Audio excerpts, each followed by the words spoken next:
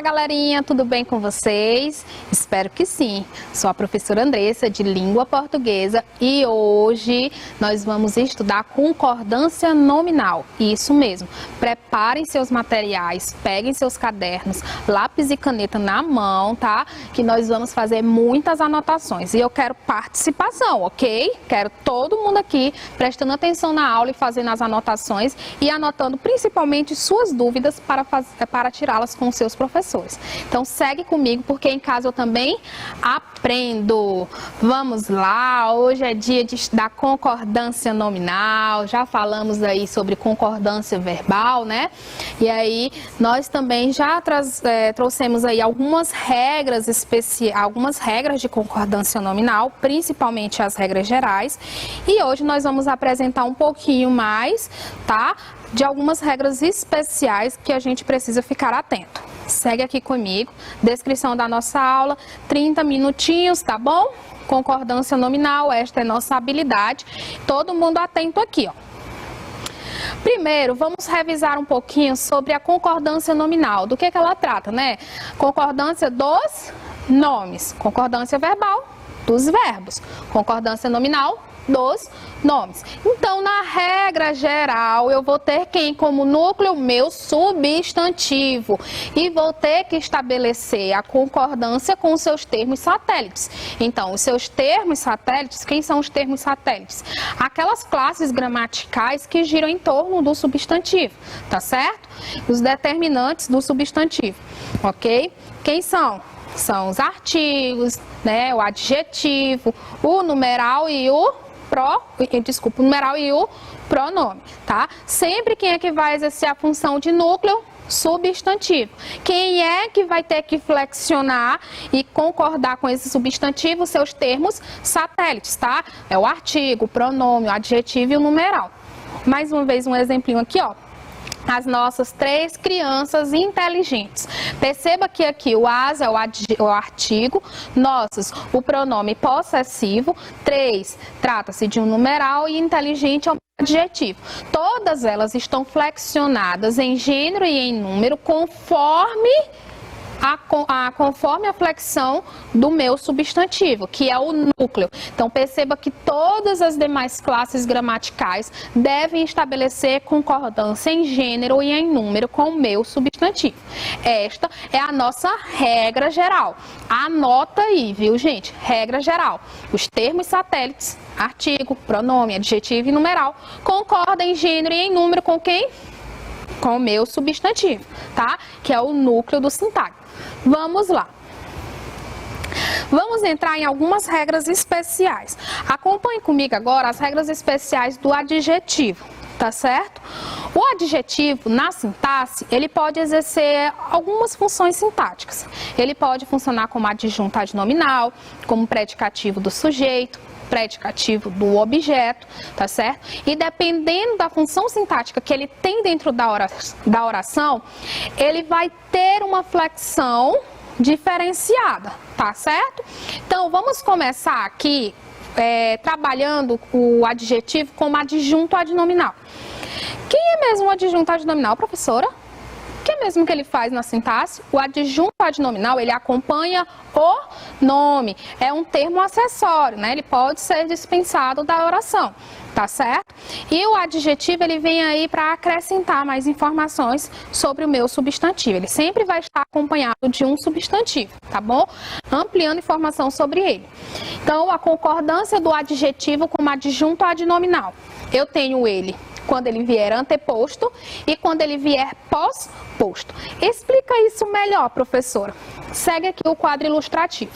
Olha só, toda vez que eu tiver um adjunto adnominal, lembrando, ele sempre vai acompanhar o nome, tá? Toda vez que eu tiver o adjetivo como adjunto adnominal anteposto à sequência de substantivos, ele vai concordar com o elemento mais próximo, tá? Então, perceba que o adjetivo, né, funcionando como adjunto adnominal, vindo antes de uma sequência de substantivo, ele concorda apenas com o elemento mais próximo.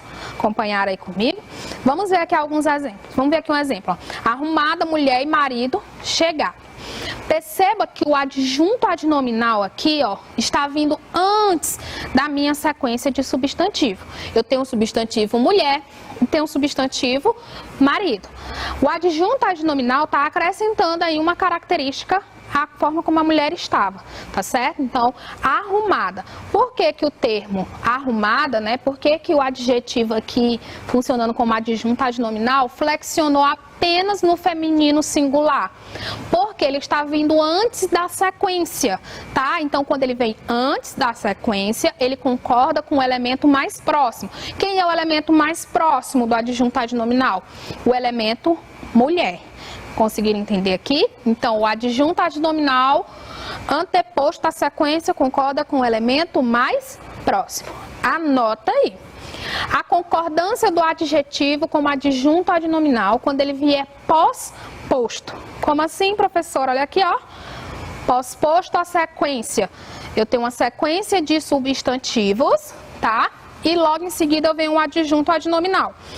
Eu posso fazer uma concordância com o conjunto, estabelecendo com todos os elementos, ou eu posso fazer com o elemento mais próximo. Aqui eu tenho dupla concordância. Professora, quando eu me vejo numa situação como essa, qual que eu utilizo? Bom, aí fica a seu critério, tá? As duas são aceitas na gramática. Vejamos aqui um exemplo, ó. Mulher e marido arrumados chegaram. Perceba que eu tenho o adjunto adnominal, né? Olha aqui o adjetivo, vindo depois da sequência dos substantivos. Substantivo mulher e o substantivo marido. E no caso aqui ele fez duplo, ele concordou com o conjunto, ó. Ele ficou no masculino plural por causa do conjunto. Informação importante. Se dentro do conjunto eu tiver um dos substantivos for masculino, a concordância vai ser masculino. Tá certo? Ok, gente? É interessante vocês ficarem atentos a isso. Professor, e se fosse filha, mulher e marido? Mesmo filha e mulher, né, estando em um número maior aí no feminino, a concordância ainda assim vai ser no masculino? Sim, vai ser no masculino. Se dentro do conjunto, se você for estabelecer relação de concordância com o conjunto e dentro desse conjunto estiver um substantivo no masculino, a concordância é no masculino, tá? Interessante vocês marcarem isso aí, ok? E aqui, como ele tá pós-posto à sequência do substantivo, ele fez concordância com o conjunto. Mas eu também posso fazer isso aqui, ó, concordar com o elemento mais próximo. Quem é o elemento mais próximo? O elemento marido. Então, mulher e marido arrumados chegaram. Então, perceba que agora o termo arrumado, né, o adjunto adnominal, quando pós-posto à sequência, ele pode fazer concordância com o conjunto ou com o elemento mais próximo. Fica a critério de quem vai redigir a oração.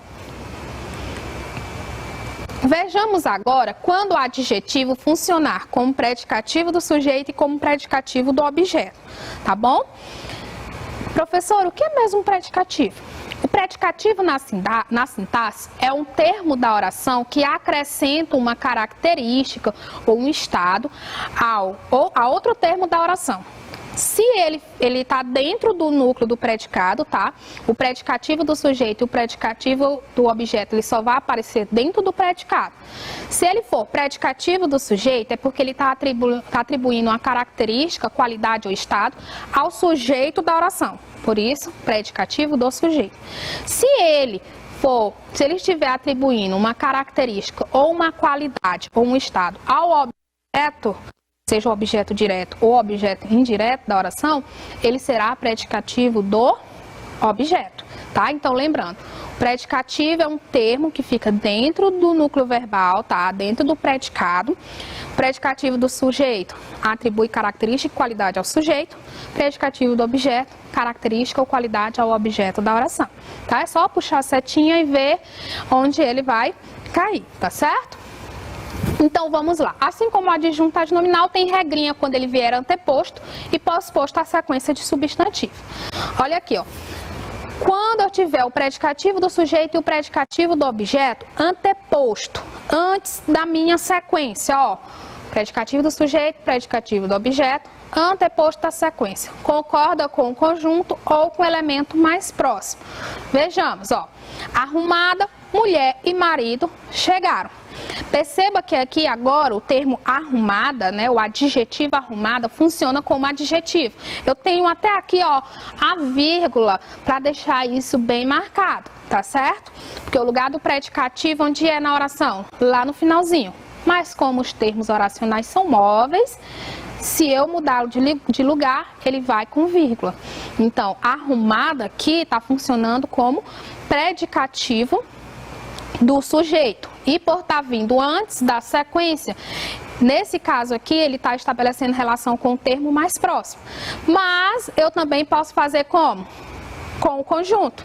Arrumados, mulher e marido chegaram. Neste caso aqui, ó, eu tenho o adjetivo funcionando como predicativo do sujeito, só que agora ele está fazendo a concordância com o meu conjunto. Por quê? Porque o predicativo do sujeito ou do objeto anteposto à sequência, ele tem dupla concordância, ou com o conjunto, tá certo? Ou com o elemento mais próximo. Perceba que aqui ele ficou no feminino singular para fazer concordância com mulher. E aqui ele ficou arrumados, foi para o masculino plural para fazer concordância com o conjunto. Detalhe, neste conjunto eu tenho um termo masculino, então a prevalência vai ser no masculino. Agora, vejamos aqui a concordância do adjetivo como predicativo do sujeito ou do objeto quando posposto à sequência. Olha aqui, ó. Eu tenho uma sequência de substantivos e aí eu vou colocar o predicativo do sujeito e do objeto. A concordância sempre vai ser com o conjunto. Sempre, tá, gente? Olhem aqui, ó. Mulher e marido chegaram arrumados. Bom, qual é a posição adequada do predicativo na oração? Sempre no final da oração, tá? É um termo que fica lá no finalzinho. Mas os termos oracionais, eles são móveis. Eu coloco onde eu quiser, desde que faça sentido e que seja compreendido, tá certo?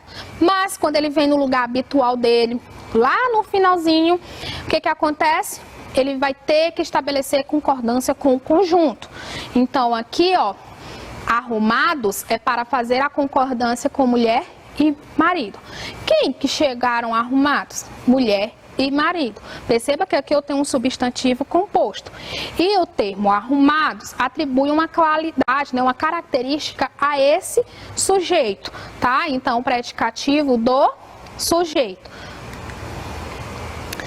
Vamos ver aqui, ó, eu quero que vocês tentem fazer aí, levando em consideração essas regrinhas que eu acabei de apresentar para vocês. Vamos lá? Um minutinho aí na tela para vocês.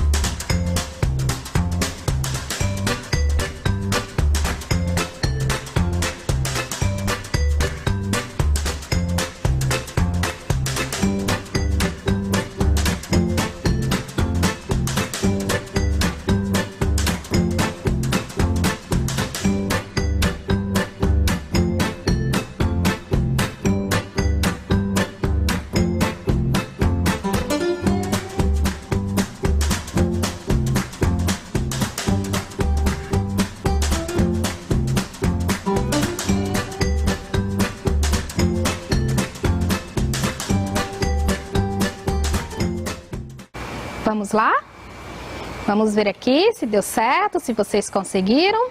Se não deu tempo, não tem problema, vocês acompanhem comigo. Quando eu trabalhar com concordância, pessoal, seja verbal, seja nominal, eu vou ter aí que resgatar vários conhecimentos básicos, tá? De morfologia, né, classes gramaticais e um pouquinho de sintaxe, tá certo? Principalmente aqui na concordância nominal. Então, vamos fazer a análise sintática da letra A. Como é que eu vou estabelecer a concordância adequada aqui, ó? Letra A, preocupada ou preocupados? Mãe e pai ligaram para o filho. Quem que ligaram para o filho? Mãe e pai. Perceba que o termo preocupado vai ser o quê? Um predicativo do sujeito. Então, quando o predicativo do sujeito, né, ó, perceba aqui que mãe e pai é o meu sujeito, tá? Então, o termo aqui é um predicativo do sujeito. Predicativo do sujeito anteposto, ele faz o quê? Ou concorda com o termo mais próximo, ele faz concordância com o núcleo. Com o termo mais próximo ficaria preocupada. Com o conjunto seria preocupados. Estão vendo? Perceba que a gente tem que fazer uma análisezinha sintática aí, morfossintática. O filme e o autor foram considerados fracos ou fracos? O que foram considerados fracos, né? O filme e o autor. Perceba que aqui eu tenho o sujeito da oração, tá? E o termo aqui vai funcionar como predicativo do sujeito, tá? Porque atribui qualidade ou característica ao sujeito da oração. Portanto, toda vez que eu tiver o predicativo do sujeito pós-posto à sequência, ele vai ter que estabelecer concordância com o conjunto. Então, fracos. O filme e o autor foram considerados fracos. A plateia julgou o filme e o autor fraco ou fracos? Vamos lá, ó. Quem que julgou o filme e o autor? A plateia, tá? Quem julga, julga algo, né? Então aqui eu tenho um verbo transitivo direto e o filme e o autor é o objeto direto. Então o termo aqui, ele é um predicativo do objeto, tá? Atribui características ou qualidade ao objeto da oração. E quando ele vier pós-posto, ele vai vir como flexionado, concordando com o conjunto. A plateia julgou o filme e o autor fracos. Prima e irmã, vaidosa ou vaidosas, fizeram procedimentos estéticos. Vamos lá. Quem que fizeram procedimentos estéticos? Prima e irmã. Ok? O termo aqui, ó, que está faltando é um adjunto adnominal. Quando eu tenho a sequência, né, ele pós a sequência, eu posso colocar tanto concordando com o elemento mais próximo aí, que é a irmã vaidosa, como eu posso colocar fazendo concordância com o conjunto, tá? Agora, quando eu tenho esse termo anteposto, né, o adjunto adnominal anteposto à sequência dos substantivos, ele vai ficar sempre como? Concordando com o termo mais próximo. Nesse caso, prima. Perceba que quando ele está pós-posto, admite duas possibilidades. Anteposto, só uma. Vejamos algumas outras regras especiais, tá? Regra do predicado nominal, em que eu tenho o verbo ser e um predicativo do sujeito, tá? O adjetivo funcionando como predicativo do sujeito. É bom, é necessário, é permitido, é proibido, é pouco, é muito, é suficiente, é proibido, é péssimo. Então, são expressões que requer cuidado, tá bom? Requer muita atenção. Vejamos. Com determinante, concorda. O que eu quero dizer? Ele vai estabelecer concordância, ele vai flexionar em gênero e em número, se ele tiver determinante, tá? E sem determinante, ele não concorda. Me dá alguns exemplos aqui, professora, para me conseguir compreender, ó. A água mineral é boa para a saúde. Por que que deu para me flexionar o boa? Perceba que eu tenho um determinante. Tá? Quais são os termos que funcionam como determinante? Adjetivos, artigos, numerais, pronomes, tal. É necessária a revisão dos documentos. Olha aqui, ó, foi possível fazer a concordância do termo necessária porque eu tenho o determinante a. É permitida a entrada de criança, ó, flexionei. É proibida a entrada de carros, ó, perceba que eu tenho presença de determinante. Toda comida quente é péssima. Eu tive a possibilidade de flexionar a palavra péssima porque eu tenho um determinante, toda. Agora vocês querem ver essas mesmas orações quando estão sem determinante? Olha aí. Água mineral é bom para a saúde. Ai, professora, mas fica feio, fica esquisito. Mas é o que nos diz a regra, tá? Sem determinante, ele não vai concordar, tá? Ele não concorda, ele vai ficar na sua forma invariável. Qual é a forma invariável? Masculino, singular. E fica assim mesmo. Pode achar feio, esquisito, mas é a regra. Com determinante, concorda. Sem determinante, não concorda. É necessário revisão dos documentos. É permitido entrada de crianças. É proibido entrada de carros. Comida quente é péssimo. Gente, é estranho, mas é a regra, tá certo? Com determinante, concorda? Sem determinante, não concorda. Grava aí na cabecinha de vocês.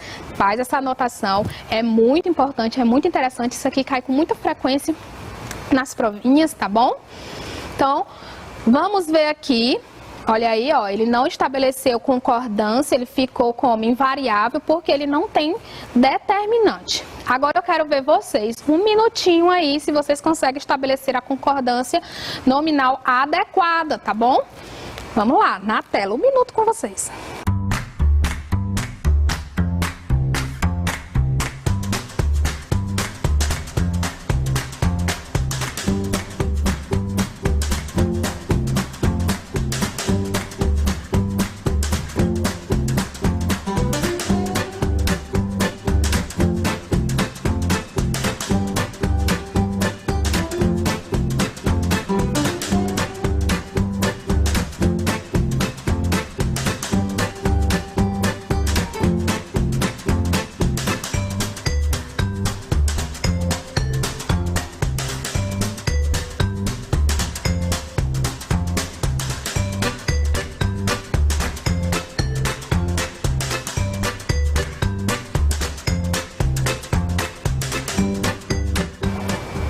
E aí, pessoal, essa é mais fácil, né? Mais rápida, depois da dica, né? Com determinante concorda, sem determinante não concorda. E vamos lá. Se não deu tempo de fazer, não tem problema, acompanha aqui comigo, viu? Mas eu tenho certeza que vocês conseguiram. Olha aí, ó. Letra A. É permitida ou é permitido a saída de funcionários? Bom, perceba que aqui eu tenho um determinante. Então, com determinante, concorda? Então, é permitida a saída de funcionários. São proibido ou proibidas músicas altas? Perceba que agora aqui eu não tenho determinante. Então, se não tem determinante, não concorda. Vai ficar assim. Era proibido. Perdão, gente, era proibido. Professora, fica tão estranho, mas não tem determinante. Então, fica invariável. É proibido ou proibida a entrada de estranhos? Olha aqui, mais uma vez eu tenho presença de determinante, tá? Então, o correto seria proibida. Perdão, gente, mais uma vez, tá? É proibida. Por que que eu coloquei ele concordando, né? Tanto faz também ser proibida ou permitida. Por que que ele concordou? Por que que ele sofreu variação? Porque agora eu tenho determinante. Vitamina é pouco vendida ou pouca vendida? Perceba que eu não tenho determinante, sem determinante não concorda, então fica pouco, tá bom? Eita, professora, ficou feio de novo, mas é assim mesmo, gente, não tem problema. Cuidado com os vícios da fala, tá? Às vezes no cotidiano a gente não se atenta a isso, mas é importante observar esses detalhes. Letra E. Essa comida é pouco ou pouca para nós dois? Vamos lá, ó, gente. Essa funciona como determinante. Eu disse para vocês quem são as classes gramaticais que funcionam como determinante. Artigo, numerais, adjetivos e os pronomes. Essa é um pronome, tá? Então, funcionou como determinante, portanto, sofreu variação. E aí, acertaram? Bom, né? Vamos lá, outras regrinhas especiais. Regrinha do tal qual. Então, vamos lá. Tal concorda com o antecedente, qual com o consequente. Coloca a setinha, viu? Ó, as medidas do governo são tais quais os seus interesses. Por que que eu flexionei o tais? Porque medidas está no plural. Por que que eu flexionei quais? Porque interesses está no plural. Então, a flexão de tais depende do antecedente, e do tal depende do antecedente, e do qual, do consequente, ok? É só puxar a setinha. Se o antecedente estiver para o plural, vai para o plural. ok? E a mesma coisa acontece com o termo consequente. Então, tais, quais? Tais para concordar com medidas e quais para concordar com interesse. Ó. O governo é tal qual seu povo. Por que que os dois termos ficaram no singular? Porque governo está no singular e povo está no singular também. Tal combina com governo e qual concorda com o povo. Eles são tais qual o pai. Tais para concordar com eles, que é o seu antecedente, e qual para concordar com o pai, que é o consequente. E o adjetivo possível em expressões superlativas, tá? Quando eu tiver o mais, o menos, ele vai concordar com o artigo que precede. Vejamos aqui, ó. Eram alunos o mais estudiosos possível. Por que, professora? A concordância não deveria ser com alunos? Tá, mas aqui são regrinhas especiais e eu estou falando exclusivamente do possível. Então, ele vai ter que concordar com o determinante, né, com o artigo aqui que o precede. Então, possível para concordar com o. Agora vamos ver essa outra possibilidade, ó. Eram alunos os mais estudiosos possíveis. Perceba que eu já tive a flexão do adjetivo por causa do os. Eram pessoas o mais respeitada possível, porque o antecedente, né, o artigo que o precede está no singular, tá certo? Olha aí, vamos fazer aqui comigo rapidinho, gente. Bem simples, né? Então vamos lá. Regrinha de concordância nominal do predicado nominal. Vamos lá. Os governantes são tal qual, tais quais. Vamos lá. Olha aqui, ó. Os governantes. Perceba que governantes está no plural e eleitorado no singular. Então, só quem vai flexionar o primeiro elemento. Então, vai ficar como tais qual, ok? Tais para concordar com o governante, qual para concordar com o eleitorado. Ela agia tal qual. Qual é a combinação melhor aqui, ó? Mais uma vez, setinha para frente, setinha para trás, ó. Perceba que o antecedente está no singular, então vai ficar tal. Ela agia tal quais, porque o consequente está no plural. Letra C, os alunos eram bons. Percebam que o termo alunos está no plural, então vai ficar tais. E professores também está no plural, então vai ficar quais. Os alunos eram bons, tais quais seus professores. E a letra D, as filhas eram as mais inteligentes. Olha aqui, gente, toda vez que eu tiver o adjetivo possível, ele vai ter que estabelecer relação com quem? Com o seu artigo. Então, o artigo aqui está no plural, portanto, ele vai flexionar as mais inteligentes possíveis. Os empregados estavam sempre o mais impecável possível ou possíveis. Perceba que o artigo está no singular, portanto, o termo vai ficar como no singular. Ok? Agora vejamos aqui, só para finalizar essas duas questõezinhas, ó. Assinale a alternativa que indique a ordem que preenche corretamente as lacunas. Justiça entre os homens é? O termo aqui não tem determinante, então ele não vai flexionar, é necessário. Entrada de carros. Vamos lá, proibido ou proibida? Mais uma vez, não tem determinante, então vai ficar proibido. Batata frita é gostoso ou gostosa? Não tem determinante, então vai ficar como gostoso. Sem determinante, não, com determinante concorda, sem determinante não concorda. Letra A. Essa aí ninguém mais erra, né? Agora vocês têm ela na ponta da língua. E a quinta e última questão, a concordância nominal inadequada em. Olha aqui, gente, a regrinha do adjetivo como adjunto adnominal pós-posto à sequência, clima e terras desconhecidas, tá? Ele tá pedindo aqui está inadequada, tá correto, ó. Após a sequência ele concorda aqui, ó, ele tá concordando com terras, pode sim. Letra B, clima e terras desconhecidos. Está concordando aqui com o conjunto. Terra e clima desconhecidas já não pode, porque se ele vai fazer concordância com o conjunto, tem que lembrar que o termo clima é masculino. Vocês lembram desse detalhe? Se no conjunto tem um termo no masculino, a concordância vai para o masculino. terras e climas desconhecido. Perceba que ele concordou com o elemento mais próximo, masculino singular, masculino singular. A nossa quinta questão é a letra C, e é só por causa daquele detalhezinho, viu? E é isso, pessoal. Muito obrigada. Espero que vocês tenham gostado, feito suas anotações, tá certo? E vamos ficando por aqui, mas acompanhe que já já tem mais aula. Um grande abraço.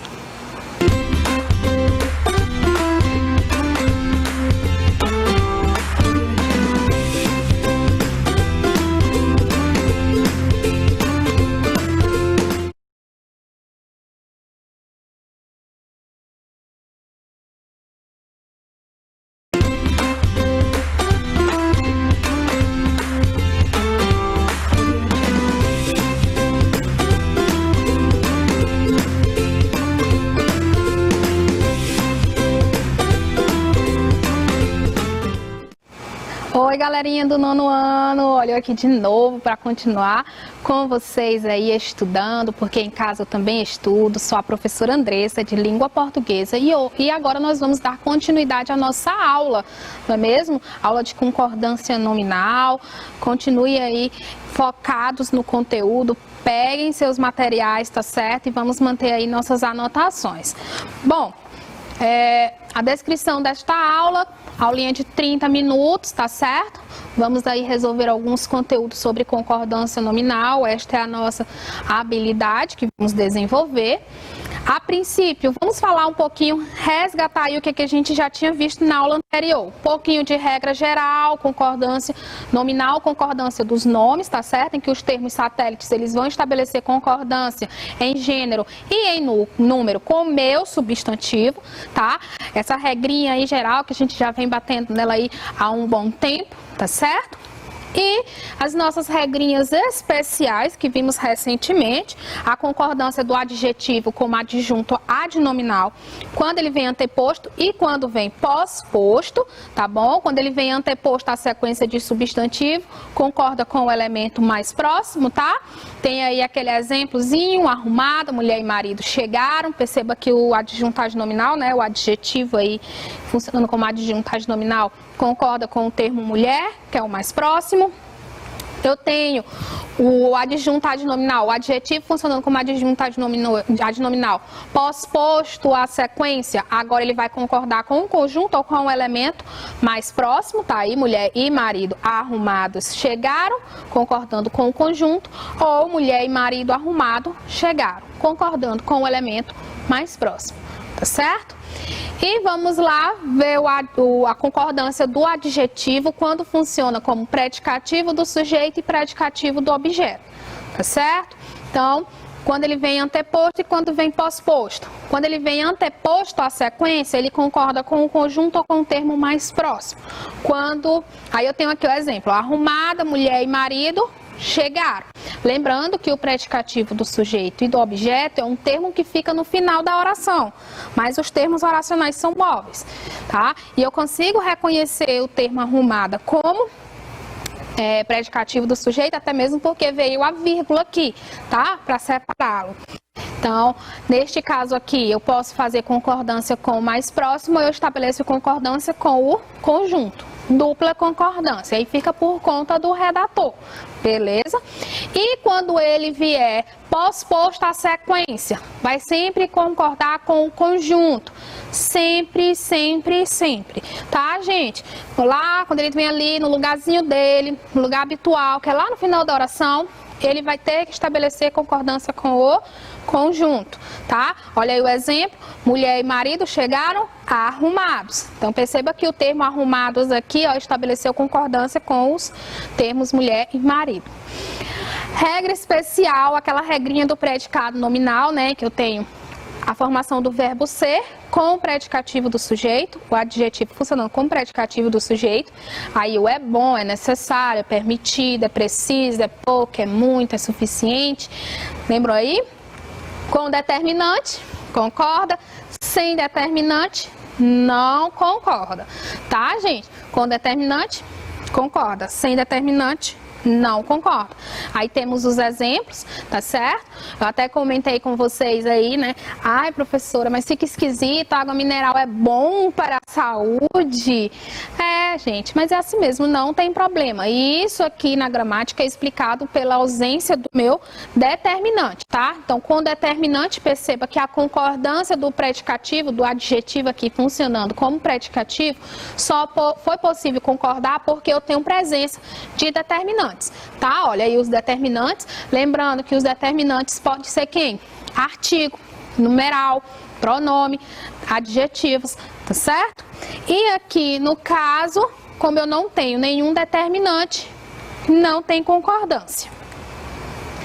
Vamos lá, a regrinha do tal qual, o tal concorda com o antecedente e o qual com o consequente, regrinha da setinha, né? Então, o tal, setinha para trás e o qual, setinha para frente. Então, as medidas do governo são tais quais os seus interesses. Tais foi para o plural para concordar com medidas. Quais para o plural para concordar com interesses. O governo é tal qual o seu povo. Tal, porque concorda com o governo, que é o antecedente. E qual concorda com o povo, que é consequente. Eles são tais qual o pai. Tais, porque concorda com eles, e qual, porque concorda com o pai, tá? E a nossa outra regrinha era do adjetivo possível. O adjetivo possível, a concordância dele é diferente, né? Na verdade, quando ele está em expressões superlativas, o mais, o menos, a concordância vai ser com o artigo que o precede, tá? Então, se o artigo está flexionado no singular, fica no singular. Se está no plural, vai para o plural, tá? Então, vocês têm que olhar para quem? Para o artigo que precede. Eram alunos os mais estudiosos possível, eram alunos os mais estudiosos possíveis, eram pessoas o mais respeitadas possível. Então, vamos lá. Eu disse para vocês que nessa aula a gente ia praticar um pouquinho mais, tá certo? Então acompanha aqui comigo. Olha só, gente, eu tenho esses dois textos, texto 1 e o texto 2, tá? Desculpem aqui, é texto 2, ó. Permitida a entrada somente de funcionários, salgados frito na hora, 30 centavos. Observe os textos e responda. Explique por que essas frases não estão corretas quanto à concordância nominal. Bom, gente, no texto 1, ó, o termo permitida deveria ficar no masculino, pois não há presença de determinante para fazer a concordância. Vocês lembram? É permitida, é necessário, essas expressões? Então, com determinante concorda, sem determinante não concorda. Então, perceba que aqui eu não tenho determinante. Então, a forma deveria ser como? Permitido, entrada somente de funcionários. Tá?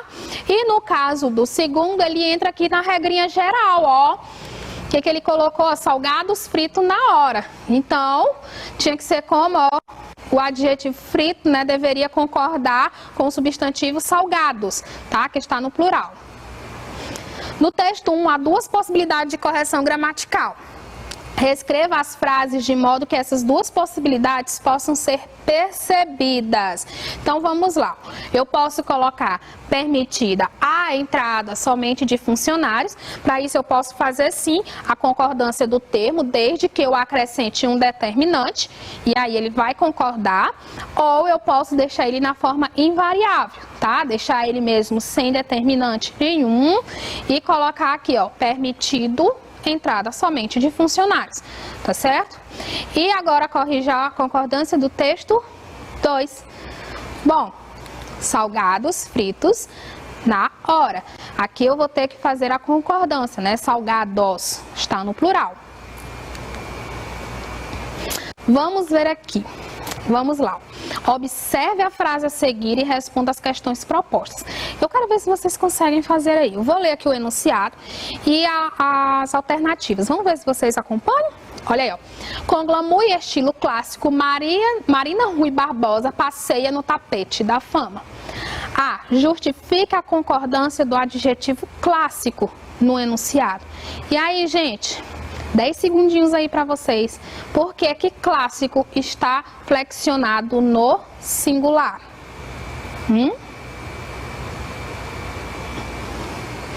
Vamos lá.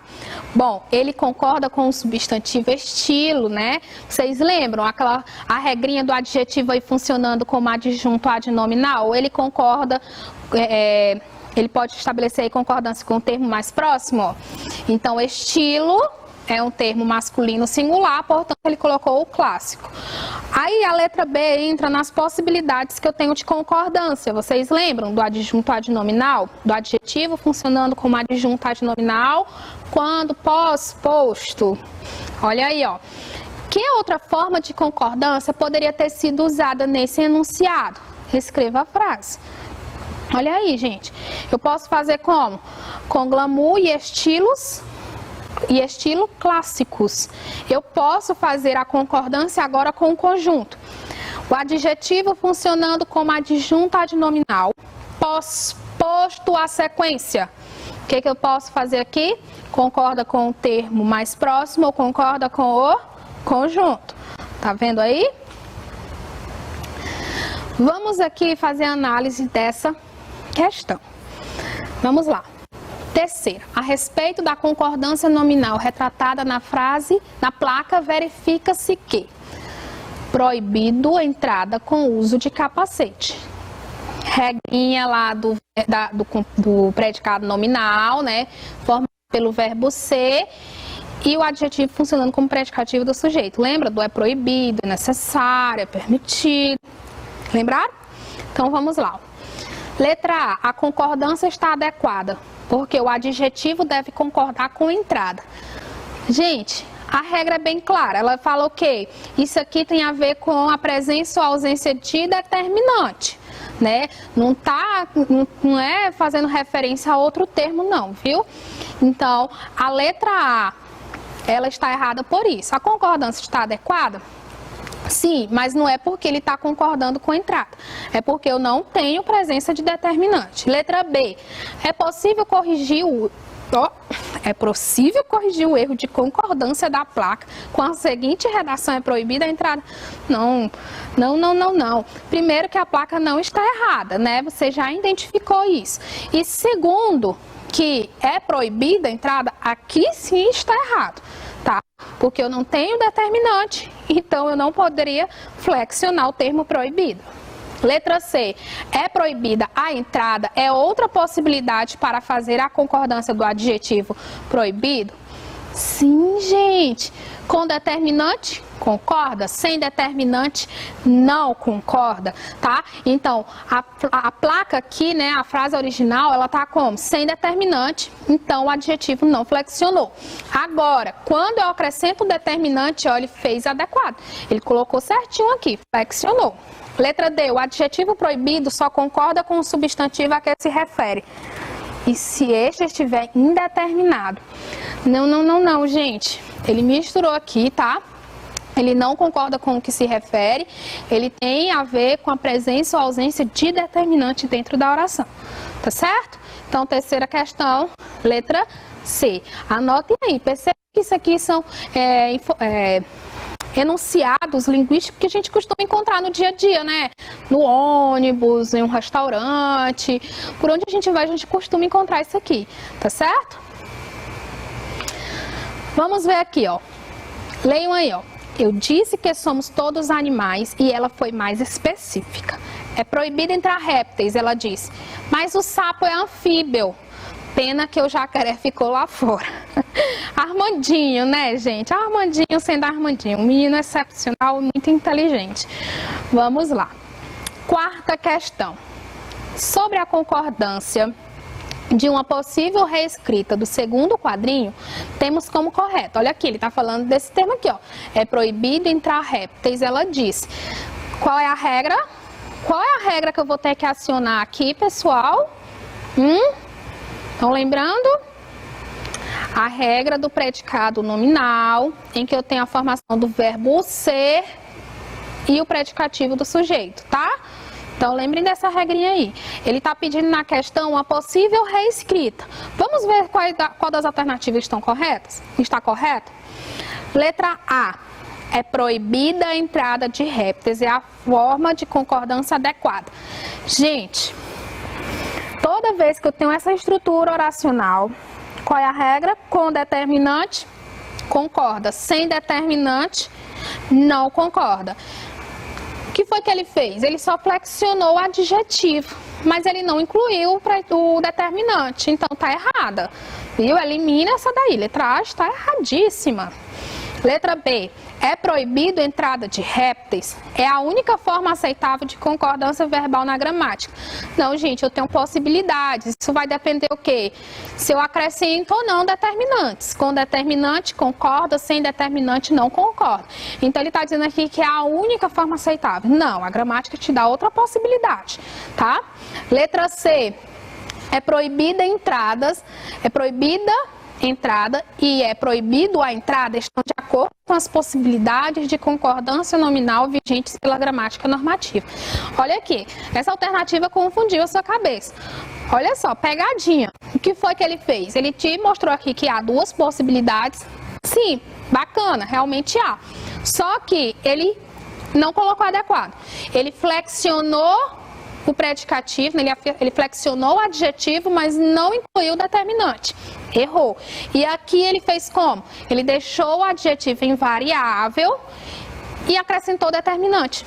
Então ele inverteu aqui, né? Ele confundiu as coisas. Letra C, errada. Restou pra gente a letra D, mas vamos ver por quê? É proibida a entrada e é proibida a entrada, estão de acordo com as possibilidades de concordância nominal vigentes pela gramática normativa. Agora sim, ele te mostrou que há duas possibilidades, tá? Duas possibilidades e te disse ainda como é que elas podem ser feitas. Sem determinante, não concorda. Com determinante, concorda. Você vai pegar na cabeça de vocês, né? Não, vocês não vão esquecer, já aprenderam. Olha aí, letra D. Assunto é maravilhoso, né, gente? Vamos lá na quinta questão. Olha aqui. O diretor-gerente do FMI, Dominique Strauss-Kahn, disse em um simpósio em Marrakech, no sul do Marrocos, que o ponto mais baixo da recessão será em setembro ou outubro. O retorno ao crescimento é uma coisa, o final completo da crise é outra. Sentenciou dentro de um simpósio sobre as lições deixadas pela crise econômica convocada pela ocasião do 50º aniversário do Bank al-Maghrib, Banco Central Marroquino. Então, isso aqui é um trechinho de uma notícia, tá? Sobre economia. E vamos ver o que tem sobre ela. Olha só, gente. A concordância nominal inadequada de uma palavra gera um sentido absurdo no trecho. Identifique essa palavra e explique qual é o seu absurdo. Gente, o problema aqui foi feito aqui, ó, no segundo parágrafo, na palavra convocada, tá?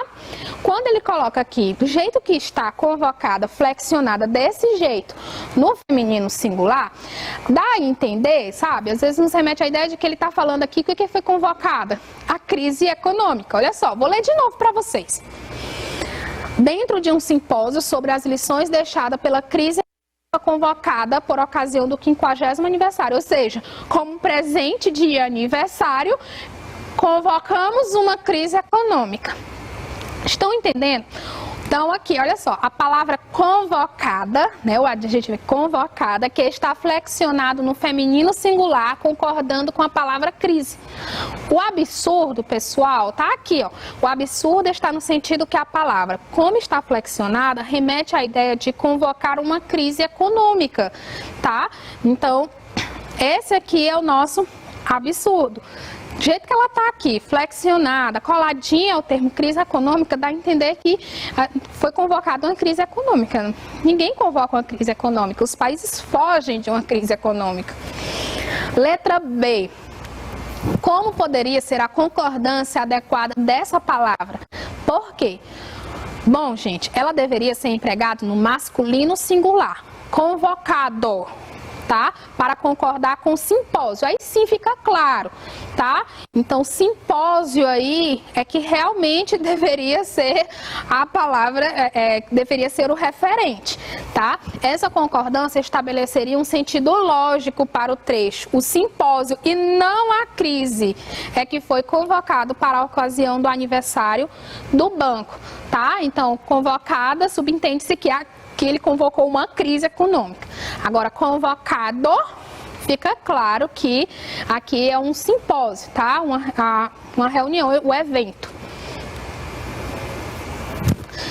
Leia as frases abaixo e compare-as quanto à concordância nominal e quanto ao sentido. Todas são próprias da norma padrão da língua. Então, está dizendo o quê? Que todas estão adequadas. Gente, a concordância nominal, ela vai além do estudo sintático, tá? A gente viu que para entender concordância nominal, eu preciso saber de morfologia, preciso saber de sintaxe, mas também envolve semântica, ideias de sentido.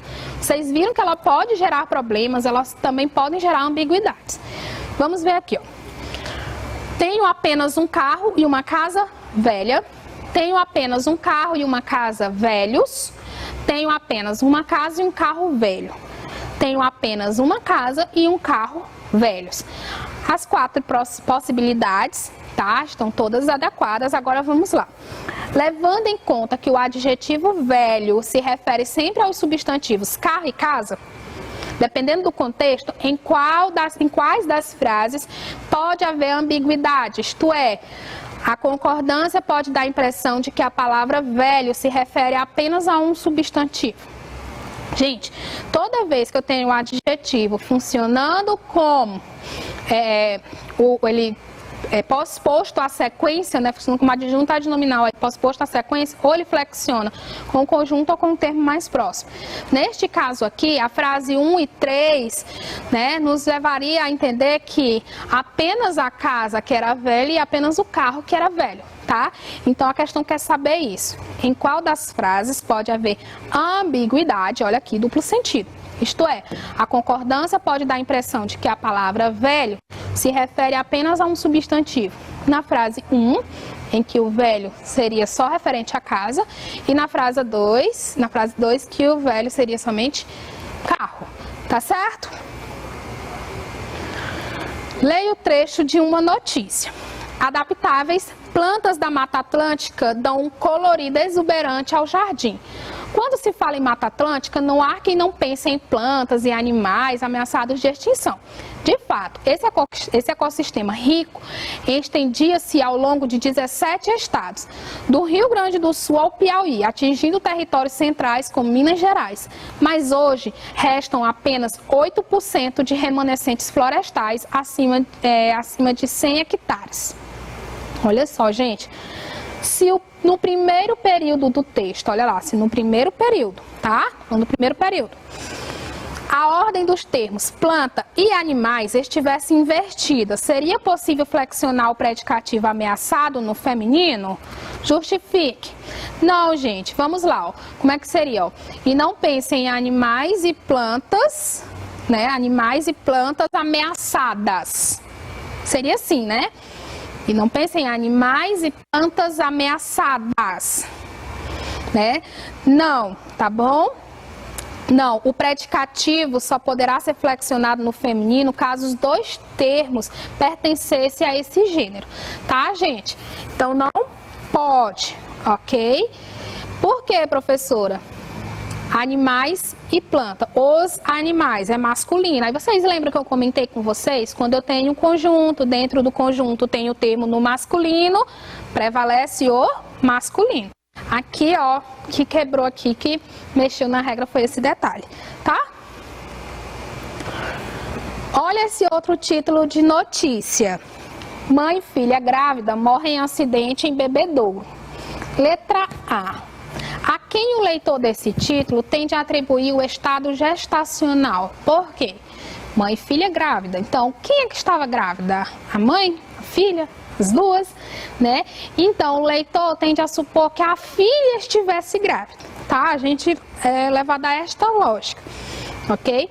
Pela proximidade do adjetivo grávida em relação ao substantivo filha e ao fato de ela estar no singular, tá? Então, ó, grávida, filha, ela está mais próxima do termo e não é só por isso, também porque está no singular, porque se fizesse referência ao conjunto, seria como grávidas, tá?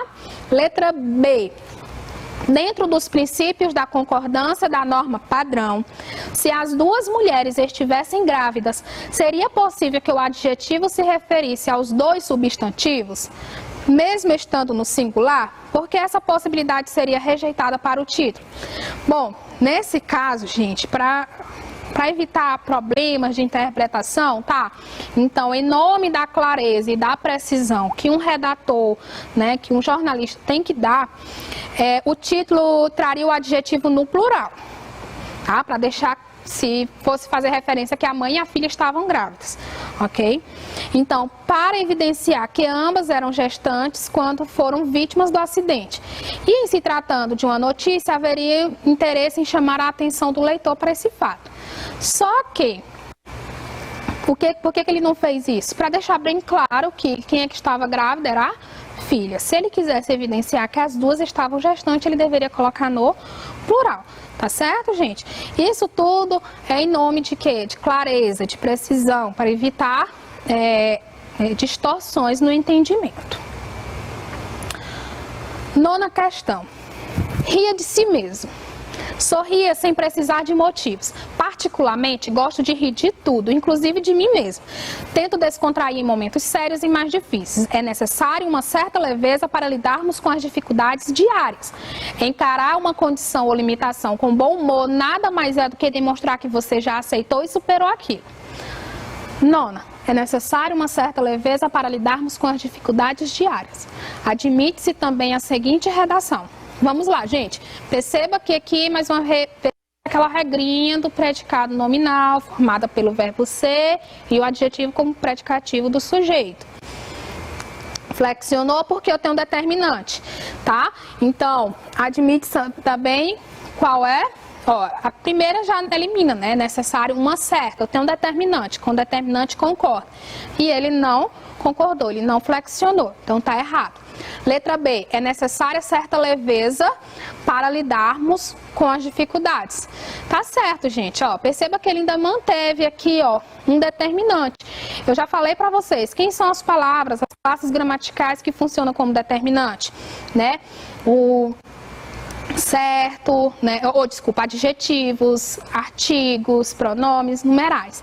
E a letra C está errado porque ele manteve invariável, sendo que eu tenho a presença de determinante, tá? Detalhe aqui, cuidado.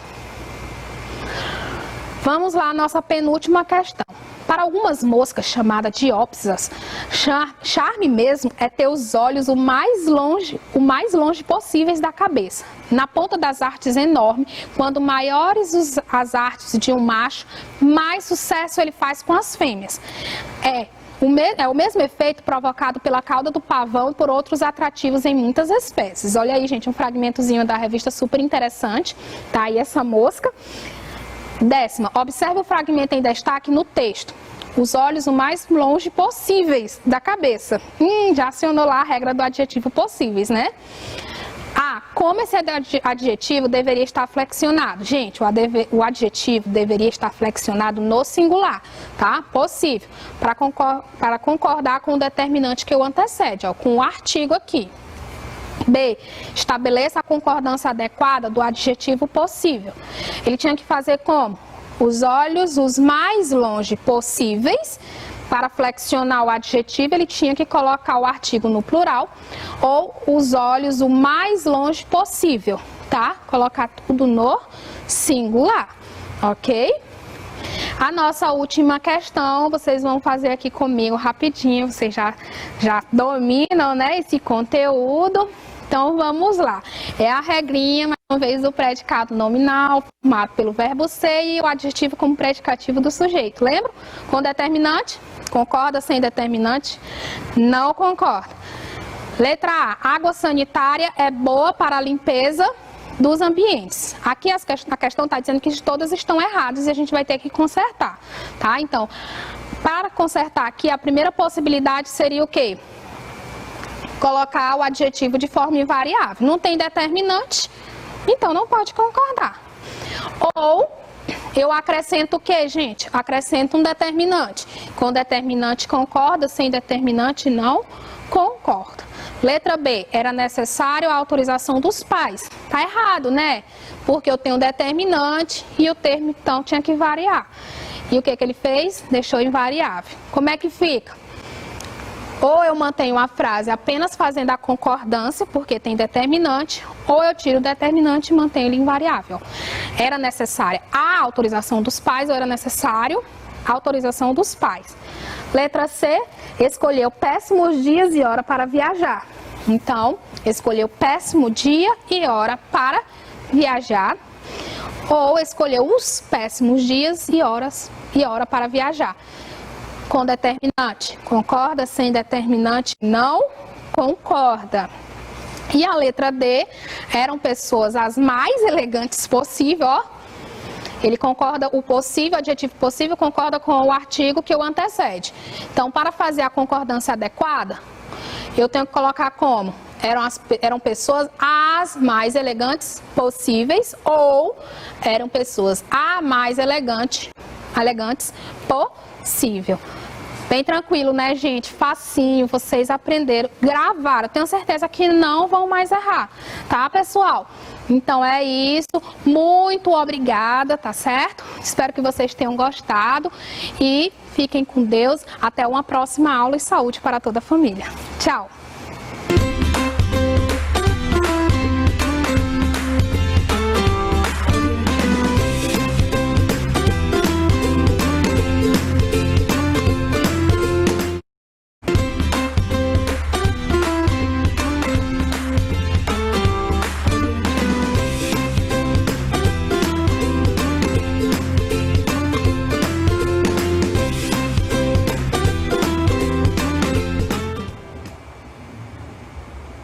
Oi pessoal, tudo bem? Eu sou o professor Ricardo, sejam bem-vindos novamente, alunos do 9º ano, né? Mais uma aula de História. Na aula de hoje a gente vai falar um pouquinho sobre as ditaduras militares na América Latina. A gente já estudou a ditadura militar no Brasil, vamos falar um pouco sobre algumas ditaduras na América Latina, tá certo? Então, vamos começar?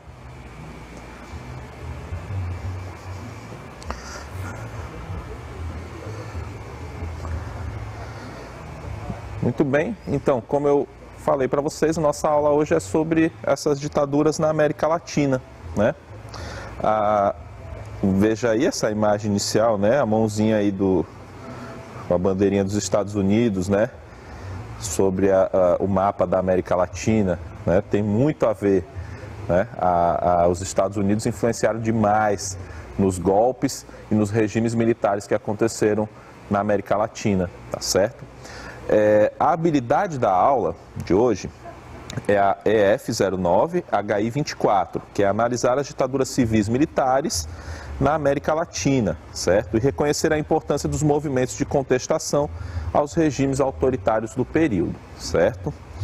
Eu destaquei aqui para vocês, como o nosso tempo não é muito extenso, eu resolvi destacar para vocês somente algumas dessas ditaduras, né? A Revolução Cubana, né, que gerou uma ditadura, né, mas uma ditadura de caráter comunista, também a ditadura chilena e a ditadura argentina, tá bom? Dos nossos vizinhos. Esses regimes militares, eles aconteceram em quase toda a América Latina, tá bom? As características sempre muito parecidas, tá? Mas aí eu trouxe esses para a gente, né, focar um pouquinho nesses aqui, tá bom? Então vamos lá, primeira questão, a Revolução Cubana, né? Vamos trabalhar a Revolução Cubana, que na aula passada, quando a gente falou sobre os anos 60, né, a era da contestação, eu falei que um dos elementos importantes dessa década de 60 foi essa Revolução Cubana, né, que contestou o poderio norte-americano na América, instalando um regime comunista, né, no continente, tá bom? Então vou falar aqui para vocês um pouquinho sobre a Revolução Cubana, né? Cuba, inicialmente, é um país que só consegue a independência já na virada do século XIX para o XX, tá? Então demora muito para eles conseguirem a independência deles. E essa independência é muito ligada aos Estados Unidos. Tanto é que os Estados Unidos, na Constituição cubana, tem uma emenda que é chamada Emenda Platt, né?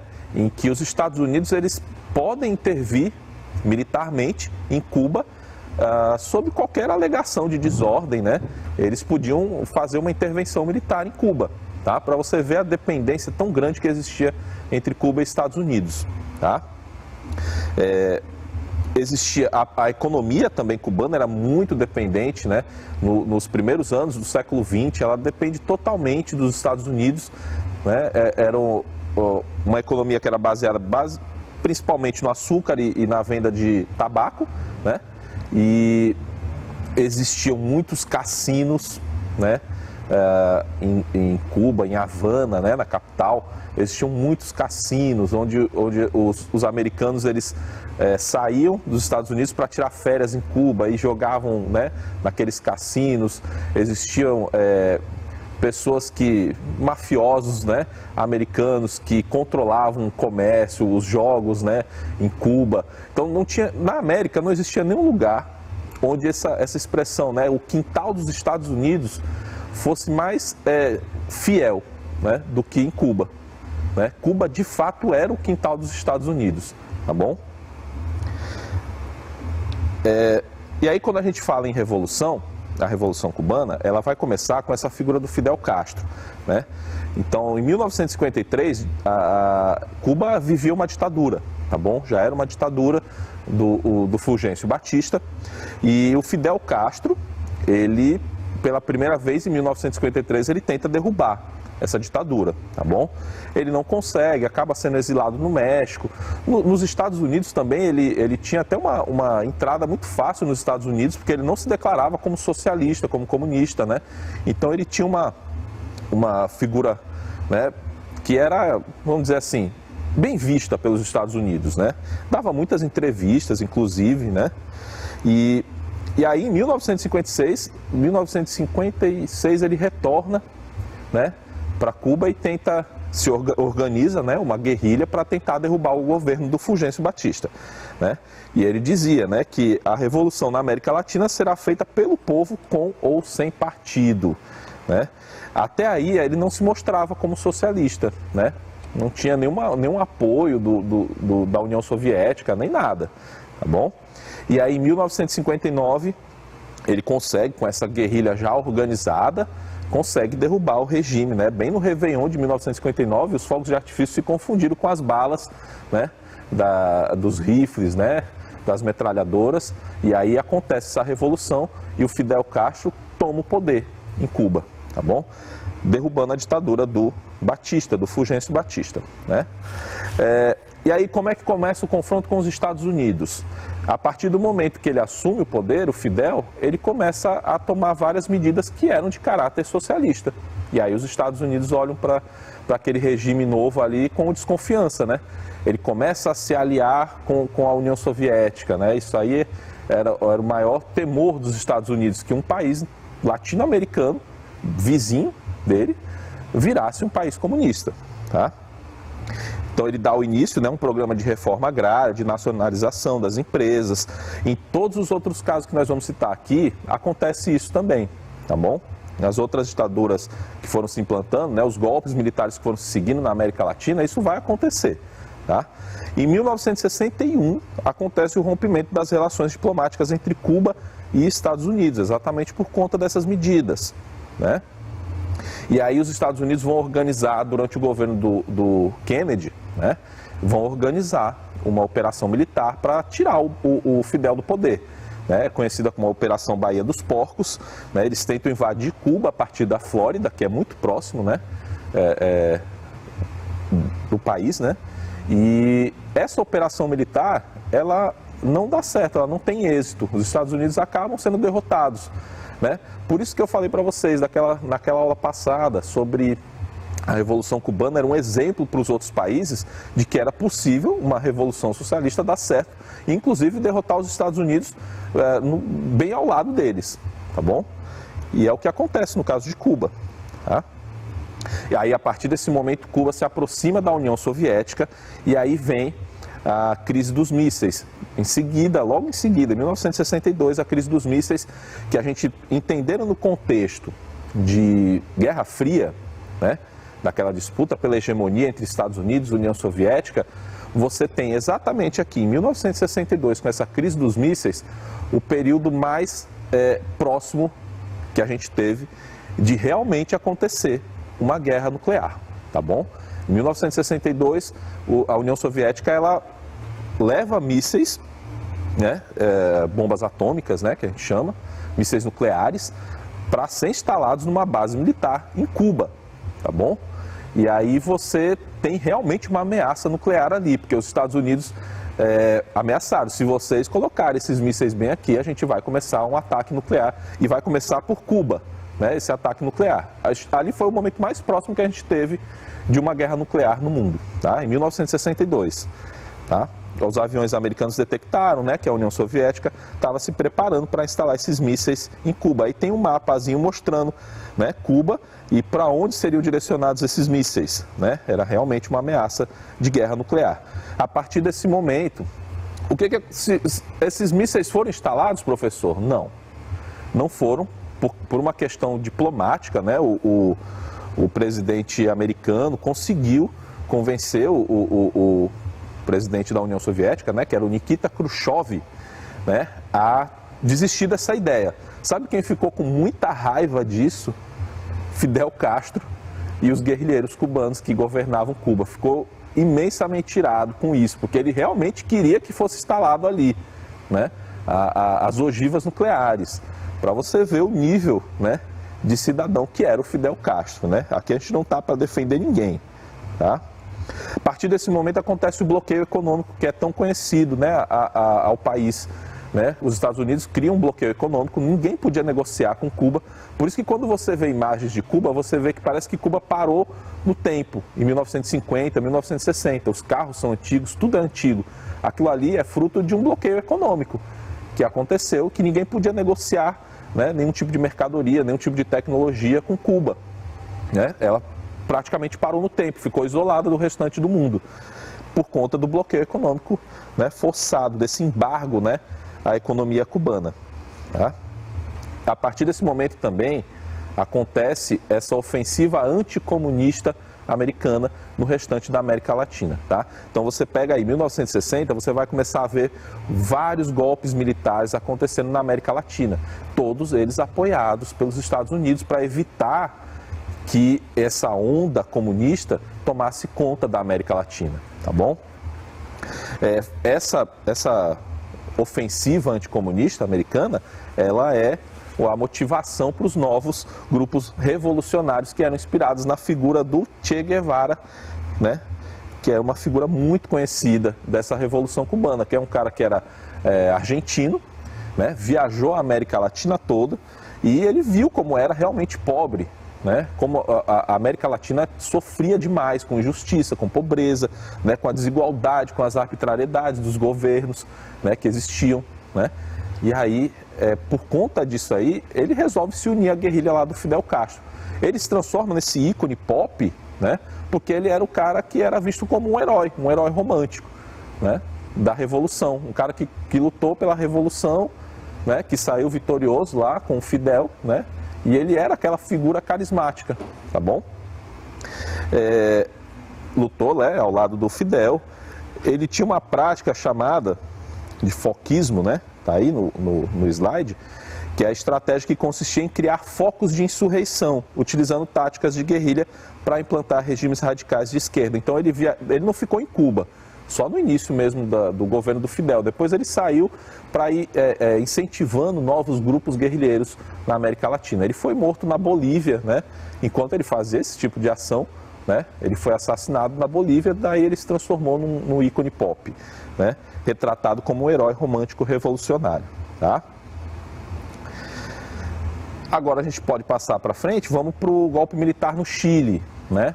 Então, como eu falei, a gente vai falar da Revolução Cubana, que é um caso, né, onde aconteceu uma ditadura comunista, e aí a gente tem o Chile e a Argentina, que a gente vai tratar também, né? No caso do Chile, quem sai vitorioso na eleição de 1970 é o Salvador Allende, que era um político de esquerda, tá bom? Então essa vitória dele é resultado de uma coalizão de partidos de esquerda, e aí ele consegue essa vitória democraticamente, tá bom? Só que quando ele começa o governo dele, as medidas que ele toma são medidas, lógico, obviamente, socialistas, aí os Estados Unidos olham para lá e começam a implantar forças de resistência para ir minando o governo dele, né? Tanto interno como externamente, os Estados Unidos influenciavam muito para atingir esse governo, tá? Então, esses grupos de oposição, eles enfraqueciam o governo do Salvador Allende, né? Que era apoiado pelos Estados Unidos, esses grupos de oposição, tá? O principal deles é a Frente Nacionalista Pátria e Libertar, um dos principais grupos de oposição ao governo, né? Ainda com o Salvador Allende no governo, se forma uma junta militar para derrubar ele. É uma conspiração que era liderada pelo general Augusto Pinochet, tá? Aí você vê a imagenzinha no canto, onde tem o Salvador Allende junto com o Fidel Castro. Então, para mostrar, para evidenciar que existia uma aliança muito grande entre esses comunistas, né? E aí no Chile também. Aí o ditador já, né, aqui ao lado, mais idoso, né, o Augusto Pinochet, que governou durante décadas, né? Não houve uma sucessão de governo, né, de militares, como foi no caso do Brasil. Ele, quando assumiu, ele ficou durante décadas no poder, né? Até 1990, para ser mais preciso, a duração da ditadura chilena. Foi apoiada pelos Estados Unidos. O objetivo era impedir o fortalecimento de grupos políticos de esquerda, tá? Foi uma grande quantidade de pessoas foram mortas e torturadas, né? Desapareceram. É muito semelhante, né, ao Brasil, aos outros regimes militares, tá? No caso do Chile, é um dos que mais mortos tiveram, né? Chile, Argentina, Brasil foram os que tiveram o número maior de pessoas mortas, desaparecidas, torturadas, né? Na questão econômica, olha lá, a ditadura desfez todo o projeto socializante colocado em prática por Salvador Allende. E aí implantou uma política econômica neoliberal, tá certo? Essa redemocratização no país começa em 1988, né, com inúmeras denúncias e julgamentos de crimes cometidos por membros do governo, tá? Vamos lá para os golpes militares na Argentina, viu aí que eu coloquei, não foi só um. A Argentina é um caso muito interessante. Não existe um golpe militar na Argentina, existem vários, né? É até difícil da gente explicar isso em tão pouco tempo, mas são vários golpes militares que acontecem na Argentina, né? Antes desses golpes, se a gente pegar a década de 40 e de 50, a Argentina ela é governada pelo Juan Domingo Perón, tá? É um período que é marcado pelo peronismo, né? Exatamente pelo governante que assume o poder, que era o Domingo Perón, e ele governa durante muito tempo num estilo bem populista, muito parecido com o que era o Vargas no Brasil, muito parecido, né? Era um governante de caráter populista mesmo, né? Muito popular em toda a Argentina, o próprio nome já está dizendo, né? Então o Perón era uma mescla de variados estilos autoritários, ele já era um cara autoritário também, desafiando a definição simplista como nazista ou fascista. A Argentina sempre teve muita simpatia, lá no final da Segunda Guerra, a Argentina foi o porto seguro dos nazistas. Quem não sabe, né? O alto comando nazista no final da Segunda Guerra, que fugiu, eles passavam para a Espanha e conseguiam os vistos falsos e vinham muitos para a Argentina, para a América Latina em geral, mas a Argentina era o lugar preferido deles, tá? Vamos citar um exemplo, Adolf Eichmann, que era o cara que transportava os judeus para os campos de concentração. Ele é um caso que virou até filme, né? E aí ele chega à Argentina, vive durante um tempo lá, com outro nome, lógico, mas o serviço secreto israelense pega ele na Argentina e leva para Israel. Lá ele é julgado e condenado à morte, né? Um caso brasileiro é o do médico da morte, que era o Joseph Mengele, que viveu no Brasil até a morte, né, dele. Acho que na década de 80, mais ou menos, que ele faleceu. Mas era o porto seguro desses nazistas. Enfim, o Perón, ele era um simpatizante do fascismo, né? Aí a figura da mulher dele, que é a Evita Perón, também é muito importante, porque ela era vista como a mãe dos argentinos, dos pobres argentinos. Ela fazia muita caridade, então ela era muito bem vista. Então o casal Perón era muito bem visto nessa década de 40 e de 50, né? Mas em 55 ele acaba sendo derrubado por um golpe militar, e aí ele vai para o exílio, né? Esse é o primeiro.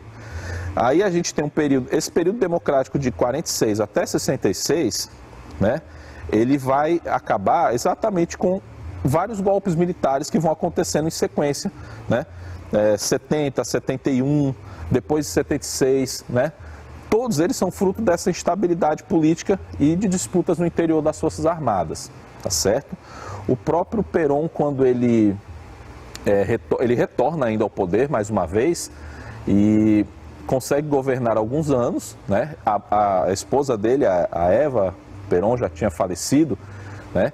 E que praticamente a gente pode dizer que ela dava uma sustentação muito grande ao poder dele, né? Porque os argentinos, eles eram apaixonados pela figura dela, né? Aquela figura de fazer a caridade para os pobres, né? Ela construiu mais de 25 mil casas para as pessoas pobres, fazia caridade, né? E as pessoas amavam a Evita. Quando ela morre, lógico que o Perón casa-se novamente, né? E aí, quando ele está governando, já mais idoso, né? Nesse segundo mandato que ele volta, né? Ele se desentende, né, com um grupo de apoiadores dele que diziam que sem a Eva Perón ele não era ninguém e tal, e aí ele xinga as pessoas, enfim, acaba perdendo esse apoio, né? E quem era a vice dele era a própria esposa dele nova, que ele chamava de Isabelita Perón, né? Na Argentina tem muito isso, se você reparar nessa figura do marido e da esposa governando, se você for puxar mais recentemente a memória, a gente tem a figura do Kirchner, né? Do Néstor Kirchner, né? E da esposa dele, que também governou durante muito tempo, né? Então não é uma coisa incomum na Argentina, tá bom?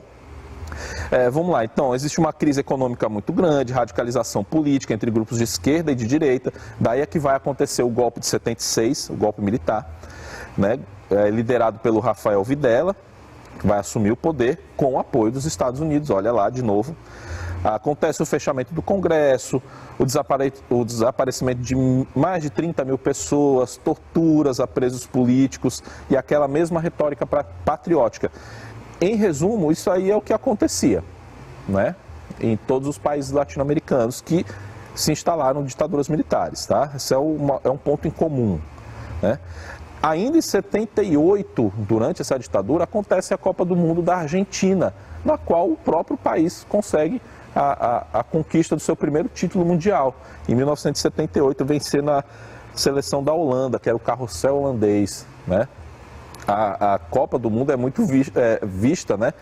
Algumas partidas, né, com vários problemas, né, de arbitragem, dizendo que a seleção da casa foi muito apoiada e por isso ganhou o título, né? Serviu como propaganda patriótica. Lembra que eu falei que no Brasil isso também aconteceu em 1970, já existia ditadura no Brasil e que a seleção brasileira também foi usada como propaganda pelo regime militar, a seleção de 1970, que era fantástica, né? Serviu também. Aqui o Maradona ainda não jogava, viu? Em 1986 é que o Maradona vai participar e levar a Argentina a um título, ao segundo título mundial dela. A volta para a democracia na Argentina, ela acontece por duas situações. A primeira é essa descoberta de 300 corpos não identificados na cidade de La Plata, e aí o governo, quando é questionado sobre esses corpos, diz que eram pobres indigentes, né? Foram mortos e enterrados ali. Mas como é que esses 300 corpos estavam enterrados ali, todos eles foram assassinados com um tiro na cabeça, né? Aí o governo não soube explicar isso aí, tá? E aí existiu um movimento muito grande, né, dessas mães, exatamente da cidade, né, de La Plata, onde perderam seus filhos, né, seus maridos, enfim, e aí faziam manifestações, protestavam, porque queriam saber onde é que estavam essas pessoas, né? E elas desafiavam mesmo, né, o governo, questionando isso aí. Aos poucos foi minando aquela popularidade do governo militar, né?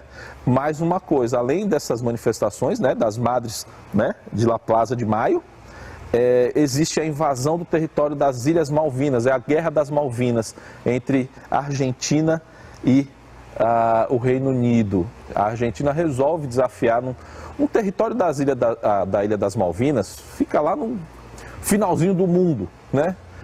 Lá no extremo sul da Argentina. Era um território que era controlado pelos ingleses já, só que era praticamente colado à Argentina. E aí tinha muitos habitantes argentinos lá, esses argentinos resolvem tomar o controle, né, das Malvinas, e aí existe uma retaliação militar inglesa, né, e essa guerra para os argentinos servia para reforçar a ideia patriótica, né, o sentimento patriótico entre os argentinos, para tentar segurar mais um pouco o regime militar. Só que não deu certo, porque além da derrota, né, da humilhação, ainda o regime já sofria muito com a crise econômica, né? Então acelerou ainda mais o processo de redemocratização da Argentina, tá certo? A derrota é a desmoralização do regime. Vamos lá, aqui tem uma imagenzinha, né, da manifestação das Madres, né, de La Plaza de Maio. Aí no regime, aí vamos falar aqui sobre as ditaduras latino-americanas, né, num contexto geral. Né, o governo dos Estados Unidos apoiaram, planejaram golpes militares na América Latina. Né? No caso da Guatemala, ó, no início da década de 50, o presidente Jacob Arbenz foi eleito com apoio dos comunistas. Olha o exemplo aí que eu falei para vocês. Iniciou um programa de reforma agrária. Seu governo foi derrubado por um golpe militar. Né? Então, Paraguai, Uruguai, Peru, Equador, Bolívia, em todos esses lugares os golpes foram se sucedendo. Né?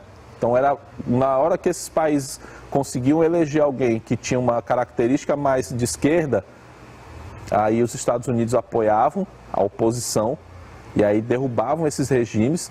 No caso do Salvador Allende, do Chile, que a gente comentou, o Allende ele fica no palácio do governo e ele sai de lá assassinado.